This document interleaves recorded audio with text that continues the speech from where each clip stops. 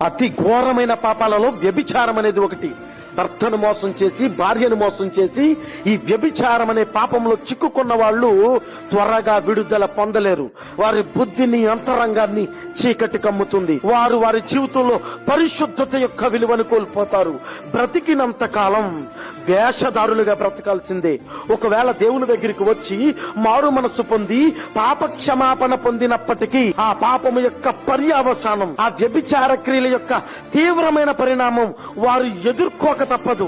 దేవునికి ఇష్టమైన వాడిగా పిలువబడ్డ దావీదు తన పొరుగు వాడి భార్యను కూడి పాపంలో పడిపోయాడు, వ్యభిచారానికి చిక్కుకున్నాడు.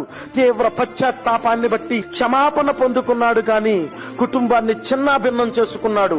అందుకనే వాక్యం చెప్తుంది, తన పొరుగు వారి భార్యను గాని భర్తను గాని ముట్టువాడు కూడువాడు శిక్షను తప్పించుకొనలేడు, ఆ ప్రకారమే నాశనమవుతాడు అని.